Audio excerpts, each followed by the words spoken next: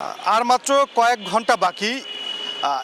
এরপরই কিন্তু অনুষ্ঠিত হবে বহুল প্রতীক্ষিত সেই ত্রয়োদশ জাতীয় সংসদ নির্বাচন ও গণভোট।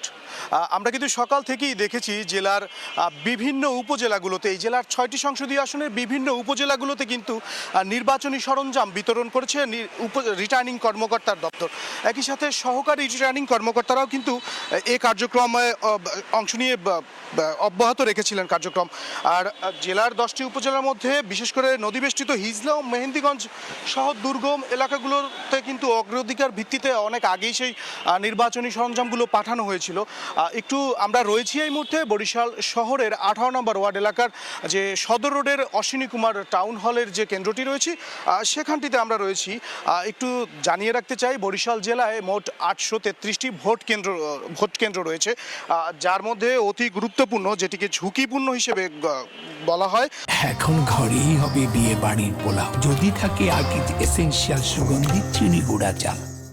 সে ভোট কেন্দ্রের সংখ্যা কিন্তু 255টি এবং অতি গুরুত্বপূর্ণ হচ্ছে সেক্ষেত্রে 236টি। এবং এই জেলায় কিন্তু আইনশৃঙ্খলা বাহিনীর মোতায়েন করা হয়েছে প্রায় 16,000 আইনশৃঙ্খলা বাহিনীর সদস্য মোতায়েন করা হয়েছে, যার মধ্যে সেনাবাহিনীর সদস্য রয়েছে প্রায় 1400 থেকে 1500 জন, পুলিশ রয়েছেন মেট্রোপলিটন ও জেলা মিলিয়ে প্রায় 2700 জনের মতো, এবং বিজিবি কাজ করবে প্রায় 14 প্লাটুন, নৌবাহিনী একটি জাহাজ কাজ করবে এবং তার সাথে সাথে 60 জন কিন্তু নৌবাহিনীর পক্ষ থেকে কাজ করবে।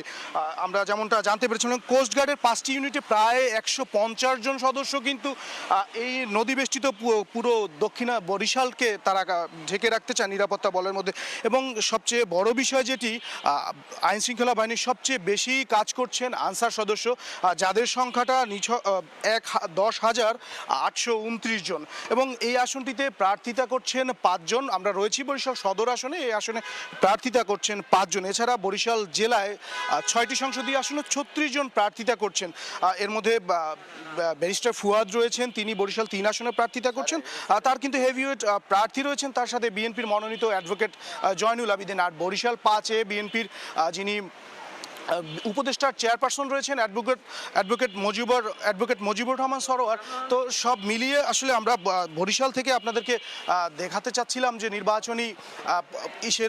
নির্বাচনী সর্বশেষ